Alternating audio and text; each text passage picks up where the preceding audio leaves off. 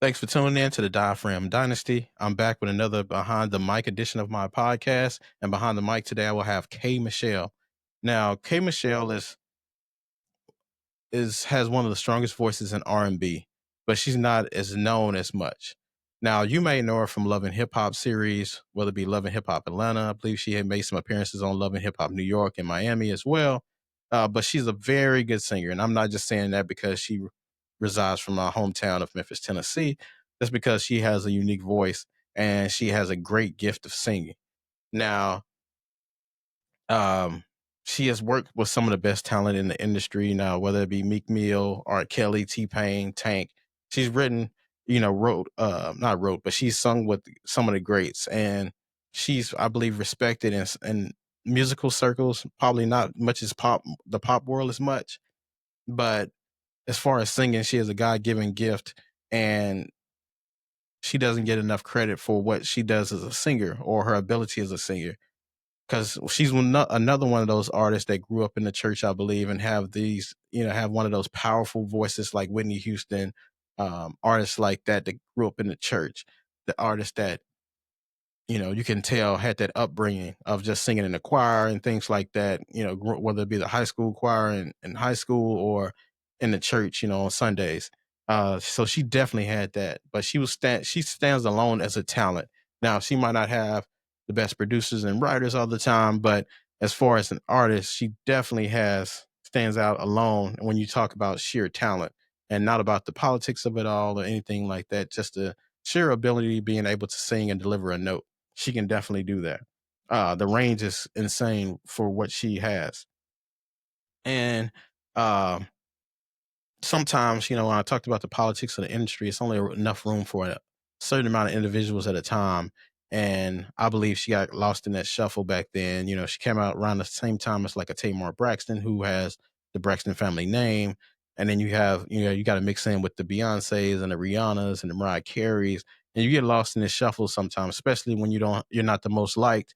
And you have this persona about you, especially from being on Love and Hip Hop. And I think that's to some degree helped her brand, but some degree it helped destroy her brand, I believe, as well, because she was seen as divisive and hard to work with, even though that might have just been the TV persona that they wanted to portray, and it might not necessarily been true.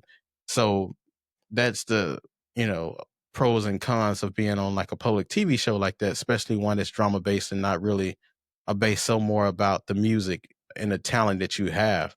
So unfortunately for her, I think it worked twofold for her. But she's in that same mold of Akeisha Cole and Mary J. Blige, singers who sing with passion and convince us of the hurt that the love that they had that caused them, and talked about love loss and just going through tough times as in the love game. So she's in that same mold with Keisha Cole and Mary J. Blige. If you haven't heard her music, you'll definitely get that same type of feel from her. And she definitely has a strong voice like those two artists as well.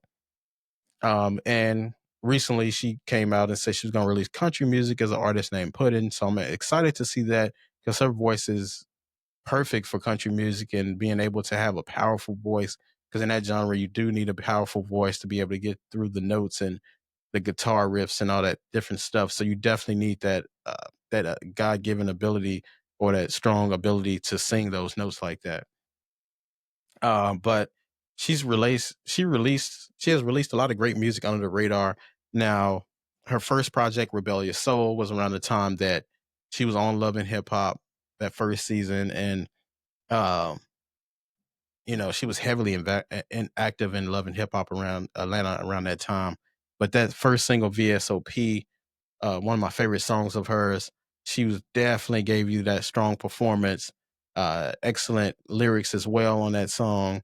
But her greatest body of work to me, now the greatest body of work in my opinion, which a lot of people should probably agree because it was just so great.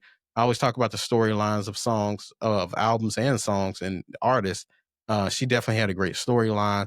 Um, she came out and said that album was written about the love loss that she had with Idris Elba, the famous actor that you probably know from the Thor movies, or from um, the Tyler Perry movie.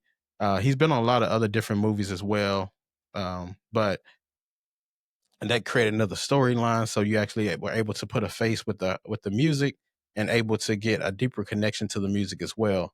If these things were, if these things were as she said they were. But this album had incredible writing and incredible production on it.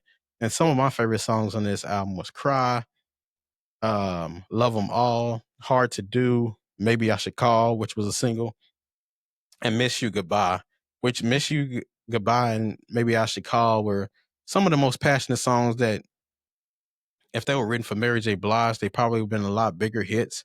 But because, K.Michelle had them, they didn't do as much as a Mary J. Blige could have did with them, or even a Beyonce would have had these songs. They would have did phenomenal in crossover and commercial success. But nevertheless, she definitely had great music on this album. And she even sneaked in "God, I Get It" song, which is a country-based song, and it gave you a glimpse of what she can do in the country singing realm. And she released another song, I believe, called Tennessee on another one of her albums that kind of glimpse. She always gave you a glimpse of country music because that was one of her passions. And growing up in Memphis, you hear country music all the time. You hear, just being in the South, you're going to hear country music where you go in a restaurant or you go into the malls. It's going to be played everywhere. So you can't really escape this. So you kind of learn to love it, especially in the urban community. But that was one of my favorite albums that anybody um want to buy a heart. That was one of my favorite albums in 2014, especially my favorite R&B album. So if you haven't heard it, definitely check it out. But K.Michelle is definitely an artist that you should be familiar with, and you should you should familiarize yourself with. So if you haven't heard her music, definitely check it out. And as always, until next time, I'll see you next time.